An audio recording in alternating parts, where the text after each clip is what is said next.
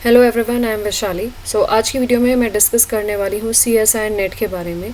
CSI UGC net का जो exam हम लोग देते हैं उसकी क्या वैलिडिटी होती है, कब इसका फॉर्म इशू होता है, इस सारी इन्फॉर्मेशन आप लोग इस वीडियो में आज देखोगे। ठीक है, सबसे पहली बात, CSI नेट का जो फॉर्म है वो आपका यहाँ मैंने दिसंबर 2022 और जून 2023 का आपका प्रोस्पेक्टस इन्फॉर्मेशन बुलेटिन आप डालोगे तो ये इन्फॉर्मेशन बुलेटिन मिल जाएगा। जो बच्चे पहली बार CSI नेट का फॉर्म भरने के लिए सोच रहे हैं वो इस पूरी इन्फॉर्मेशन, इस वीडियो से पूरी इन्फॉर्मेशन के थ्रू समझ सकते हैं। ठीक है, नेशनल टेस्टिंग एजेंसी आपकी एक ऑटोनॉमस इंडिपेंडेंट एजेंसी है जो इस एग्ज़ाम को कंडक्ट कराती है, लेकिन जो आपके फॉर्म्स हैं वो इशू CSI UGC के द्वारा ही होते हैं। फंडिंग भी आपको CSI UGC नेट ही प्रोवाइड करती है, वाइल जो सारा एग्जामिनेशन का काम है वो NTA एजेंसी करती है। ठीक है, इसके जो फॉर्म्स हैं वो ईयरली 2 बार निकलते हैं, मतलब CSI नेट का एग्ज़ाम 2 टाइम्स होता है इन द ईयर। ठीक है, पहला स्लॉट जो फर्स्ट साइकिल हम कहते हैं वो होता है आपका एग्ज़ाम जून में कंडक्ट होता है, लेकिन उसके जो फॉर्म है वो आपके मार्च और अप्रैल तक का टाइम आपको दिया जाता है। मार्च में फॉर्म निकलते हैं और अप्रैल तक आप फिल कर सकते हो, 1 महीने की विंडो ओपन रहती है। जो इसकी सेकेंड साइकिल होती है वो होती है दिसंबर की साइकिल। एग्जाम होता है दिसंबर में, लेकिन जो फॉर्म है वो आपका सितंबर में इशू होता है और अक्टूबर तक उसकी लास्ट डेट दी जाती है। ठीक है, तो 2 साइकिल में फॉर्म होता है। तो पहली साइकिल में आप एक बार फर्स्ट सेमेस्टर के फॉर्म भर सकते हैं और दूसरी साइकिल में भी फॉर्म भर के देख सकते हैं। तो इस तरीके से साल में 2 बार हमारा CSI नेट इस एग्ज़ाम को कंडक्ट कराता है।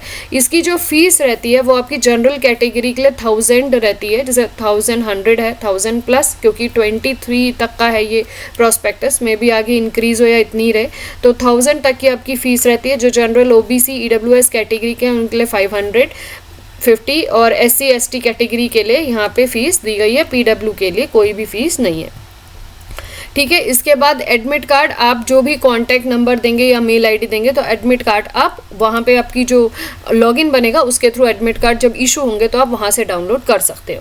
अब जो एग्जामिनेशन होता है, एग्जामिनेशन आपका हमेशा कंप्यूटर बेस्ड टेस्ट होता है। दैट मीन्स कि आप लोगों के जो सेंटर्स दिए जाते हैं वो ऐसी जगह दिए जाते हैं, या तो कोई इंजीनियरिंग कॉलेज होगा जहाँ पे आपको प्रैक्टिकल लैब्स में कंडक्ट कराया जाएगा एग्ज़ाम। ठीक है, या फिर कोई कंप्यूटर टेस्टिंग लैब्स होंगी वहाँ पे, जहाँ पे भी बहुत सारे कंप्यूटर्स अवेलेबल हों। ऐसे ही कॉलेजेस में या सर्विसेज सेंटर्स में एग्ज़ाम कंडक्ट कराए जाते हैं, क्योंकि कंप्यूटर बेस्ड एग्ज़ाम होता है। दूसरी बात, जो एग्ज़ाम में क्वेश्चंस का पैटर्न होता है वो आपका MCQ और मल्टीपल चॉइस क्वेश्चंस, मतलब बहुत सारे 4 ऑब्जेक्टिव दिए हैं, एक सेलेक्ट करना है, या फिर जब मल्टीपल सेलेक्ट ऑप्शंस 2 तरीके के क्वेश्चंस आते हैं। जब सिलेबस की बात करूंगी तो मैं ये सब और डिटेल में बता दूंगी। जो एग्जामिनेशन का ड्यूरेशन रहता है वो आपका 3 घंटे का, दैट मीन्स 180 मिनट्स का रहता है। ठीक है, इसके बाद आ जाते हैं आगे। तो जो आपको काम की चीज़ें आप इस पुराने प्रोस्पेक्टस से पढ़ के समझ सकते हो और उस हिसाब से जो फॉर्म आएगा तो उसको आप फिल कर सकते हो। ठीक है, यहाँ पे फंडिंग दी जाएगी by the help of CSIR and UGC fellowship. ठीक है, यहाँ पे फंडिंग इसके थ्रू जाएगी, while this is an independent autonomous body जो सिर्फ और सिर्फ एग्जाम को कंडक्ट कराती है। इसके बाद आ जाते हैं जो हम फॉर्म जो भरते हैं CSIR का, इसमें एक्चुअली भरते क्यों हैं। जो भी बच्चे रिसर्च में जाना चाहते हैं या फिर आगे जाके PhD करना चाहते हैं या लेक्चरशिप के लिए अप्लाई करना चाहते हैं, असिस्टेंट प्रोफेसरशिप के लिए कॉलेजेस में अप्लाई करना चाहते हैं, उन सब चीज़ों के लिए आपको नेट का फॉर्म भरना पड़ता है, जिसके through this is the opening gate. जैसे इसको फॉर्म फिल किया तो आपको ये सारी चीज़ों के लिए एलिजिबिलिटी मिल जाएगी जब आप इस एग्ज़ाम को पास करोगे। तो ये एग्ज़ाम आपका एक एलिजिबिलिटी एग्ज़ाम हो गया। इससे आपको जॉब नहीं मिलती लेकिन अपॉर्चुनिटीज़ मिलती हैं। ठीक है, अब जब हमारे पास CSI का फॉर्म भरते हैं तो हमारे पास यहाँ पे 2 तरीके के गेटवेज हैं। एक है कि ये हमें JRF प्रोवाइड करता है और दूसरा ये है कि हमें LS और यहाँ पे AP की कंडीशन देता है, AP के लिए वेरीफाई करता है। तो JRF के लिए क्या, जिन बच्चों की रैंक अच्छी आती है दैट मीन्स कि उनके लिए ये JRF प्रोवाइड करता है। वो बच्चे जो JRF करते हैं उनके लिए जो फेलोशिप है वो 31,000 होती है फॉर 2 years, उसके बाद 35,000 होती है पोस्ट SRF की फॉर्म के लिए। वाइल LS और AP वाले जो बच्चे हैं उनको किसी भी तरीके की फंडिंग नहीं दी जाती है। तो अब JRF कब बनते हैं, SRF कब बनते हैं, वो हम सिलेबस वाले पार्ट में ही कवर कर लेंगे। ठीक है, अब आगे आ जाना, तो यहाँ पे आप बाकी पढ़ सकते हो JRF और SRF के बारे में। और JRF की जो वैलिडिटी होती है वो आपकी 2 इयर्स की होती है, वाइल जो SRF की वैलिडिटी होती है वो आपकी कितनी होती है, लाइफ टाइम की वैलिडिटी होती है। ठीक है, अब हम आ जाते हैं एज लिमिट में। यहाँ पे हमें एज लिमिट दी गई है, अपर age limit, lower age limit.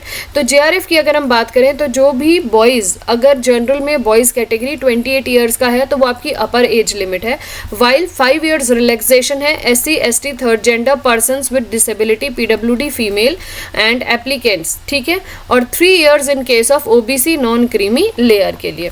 So that means कि 33 ईयर्स तक बाकी ये जो कैटेगरीज दी है इनको 33 ईयर्स तक थोड़ा रिलैक्सेशन मिल गया, इनको 31 ईयर्स तक OBC कैटेगरी को रिलैक्सेशन मिल गया।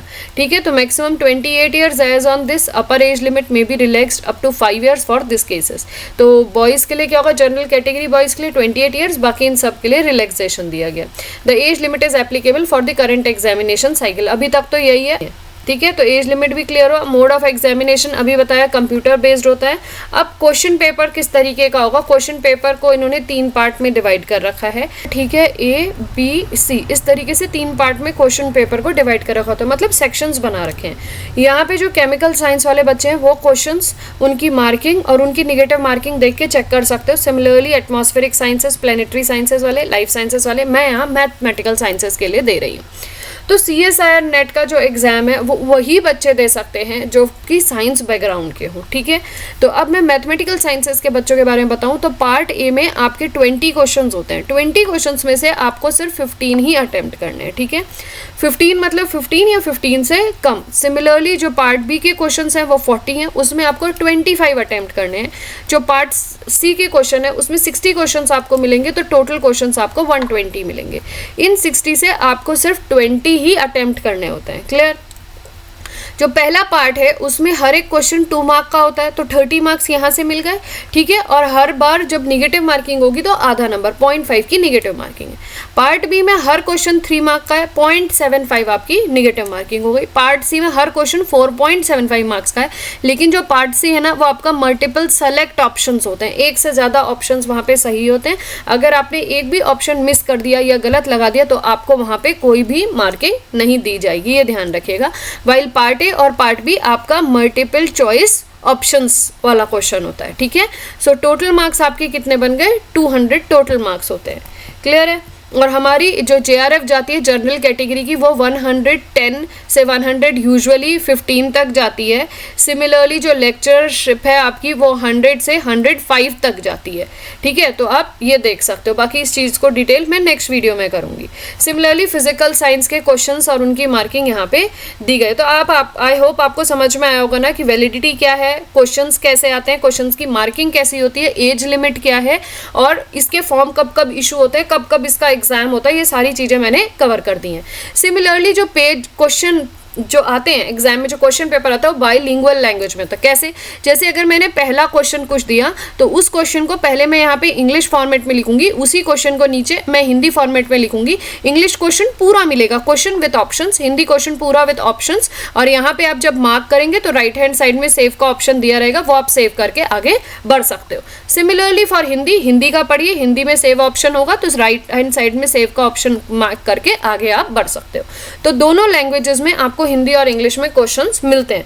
जो बच्चे हिंदी इंग्लिश मिला के समझते हैं, हिंदी बैकग्राउंड के हैं, तो उनके लिए बहुत अच्छा है। आप हिंदी से पढ़ लीजिए, जो जो वर्ड्स आपको इंग्लिश वाले समझ में आते हैं तो आप इंग्लिश वाले से भी समझ सकते हो। फिलहाल यहाँ पे क्वेश्चन पेपर में समझने में कोई भी दिक्कत नहीं आती है। Candidate are required to answer the medium as per the options exercised in the application form. तो जो भी आपने ऑप्शन एग्जाम पेपर में भरा हो आप उसी को टिक करेंगे हिंदी वाले को अगर हिंदी भरा हो मीडियम, इंग्लिश वाले को अगर इंग्लिश मीडियम हो, ये ध्यान रखिएगा। ठीक है, in case of ambiguity between Hindi and English version due to translation, English version will be treated as final.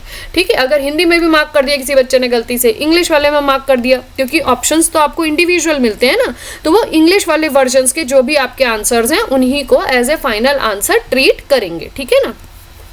Marking सारी मैंने तुमको पीछे बता दी है, सब्जेक्ट तुमको बता दिए कि कौन कौन से सब्जेक्ट में ये एग्जाम कंडक्ट कराया जाता है। तो केमिस्ट्री के बच्चों के लिए, लाइफ साइंसेस मतलब बायोलॉजिकल साइंसेस वाले बच्चों के लिए, मैथमेटिकल साइंसेस के, फिजिकल साइंस के बच्चे जो हैं, earth atmospheric sciences, ocean and planetary sciences वाले जो बच्चे, उनके लिए यहाँ पे CSIR नेट का एग्जाम कंडक्ट कराया जाता है।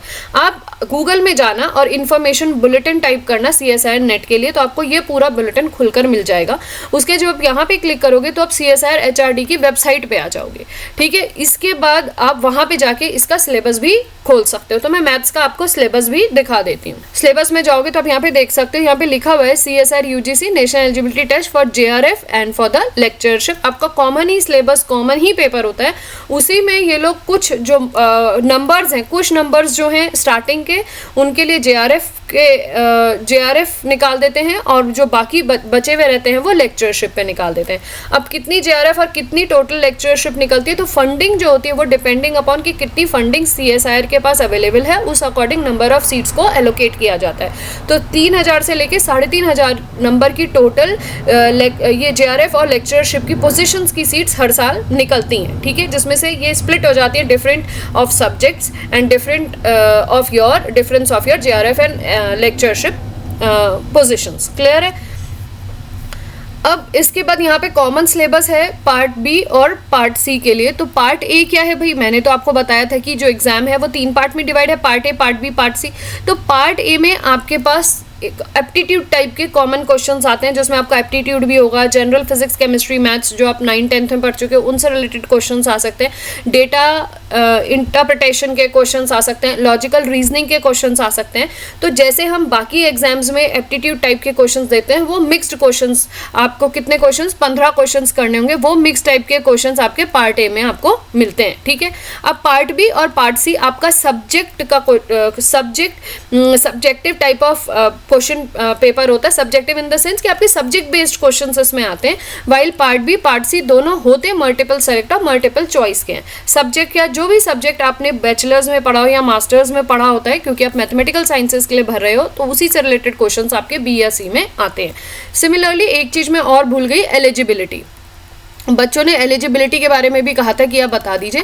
देखिए इसमें 2 क्राइटेरिया है। जो स्टूडेंट MSc फाइनल ईयर में है, ठीक है, वो भी इसको भर सकते हैं, लेकिन आप अगर JRF पोजीशन को क्वालिफाई कर लेते हो तो JRF पोजीशंस मिलने से पहले आपके पास आपकी डिग्री आनी चाहिए, फंडिंग होने से पहले आपके पास आपकी डिग्री होनी चाहिए। सिंपल में आप ये समझ सकते हो। अब जो बच्चे ऑलरेडी MSc क्वालिफाइड है उनके लिए परसेंटेज क्राइटेरिया तो दोनों के लिए है, 55% होना चाहिए for the students of general category और 50% होना चाहिए for the student of OBC category.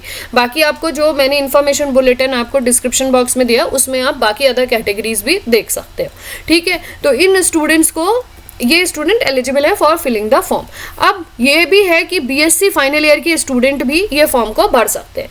तो BSc फाइनल ईयर के स्टूडेंट भी भर सकते हैं और अपीयरिंग वाले भी भर सकते हैं, लेकिन जो आपको अवार्ड ऑफ फंडिंग होगी, अगर आप, पहली बात तो आप लेक्चरशिप के लिए एलिजिबल नहीं होते हो, वही बच्चे अगर BSc में भर रहे हैं तो आप JRF क्वालिफाई करते हो तो JRF के लिए आप एलिजिबल हो, लेकिन फंडिंग भी आपको तब मिलेगी जब आप किसी कॉलेज में PhD के लिए एनरोल हो जाएंगे। तो ये कंडीशन इन्फॉर्मेशन बुलेटिन में दी है, आप पढ़ सकते हैं। वाइल तो यहाँ पे मैं ये कहूँगी कि जो बच्चे BSc फाइनल ईयर में हैं और जो MSc फाइनल ईयर में हैं या दोनों कर चुके हैं, वो दोनों एलिजिबल है इसको फिल करने के लिए। जो कंडीशंस हैं वो आप इन्फॉर्मेशन बुलेटिन में जाके पढ़ सकते हो। सिलेबस के बारे में बात करें तो B और C कैटेगरी के लिए हम यहाँ पे सिलेबस देखेंगे। तो सिलेबस में आपका यहाँ पे यूनिट 4 यूनिट होती हैं, यूनिट 1, यूनिट 2, यूनिट 3 और यूनिट 4, ठीक है। यूनिट 1 के अंदर हम यहाँ पे जो सब्जेक्ट कवर करते हैं वो एनालिसिस के नाम से दिया गया, जिसको हम रियल एनालिसिस कहते हैं, जिसका यहाँ पे ये पूरा सिलेबस दिया गया है फाइनल, ठीक है। उसके बाद लीनियर अलजेब्रा पढ़ते हैं। तो यूनिट फर्स्ट में हम रियल एनालिसिस और लीनियर अलजेब्रा को पढ़ते हैं। नेक्स्ट जो हमारी सेकंड यूनिट रहती है उसमें हम कॉम्प्लेक्स एनालिसिस और मॉडर्न अलजेब्रा पढ़ते हैं, जहाँ जो कि अलजेब्रा के नाम से दिया गया है। यूनिट नंबर 3 जिसमें ordinary differential equations, partial differential equations और आपका numerical analysis, calculus of variations, integral equations और क्लासिकल मैकेनिक्स। ये टॉपिक आपके सारे के सारे किस में आ जाते हैं, यूनिट नंबर 3 के। यूनिट नंबर 4 में आप स्टैटिस्टिकल से रिलेटेड जो स्टैटिस्टिक्स हम पढ़ते हैं बीएससी में, एमएससी में, उससे रिलेटेड सारे टॉपिक कवर हो जाते हैं। टॉपिक इसमें दिए गए हैं बाय नेम्स। इसके अलावा मार्कोव चेन जैसा टॉपिक इसमें कवर हो जाता है। ऑपरेशन रिसर्च या लीनियर प्रोग्रामिंग के कुछ टॉपिक्स आपको यहाँ देखने को मिलेंगे, वो इसमें कवर हो जाते हैं। तो ये वाला आपका जो टॉपिक है ये आपका यूनिट नंबर 4 में कवर हो जाता है, ठीक है। सो जो स्टूडेंट मैथमेटिकल बैकग्राउंड के हैं वो यूनिट 1, यूनिट 2 और यूनिट 3 ही प्रिपेयर करते हैं।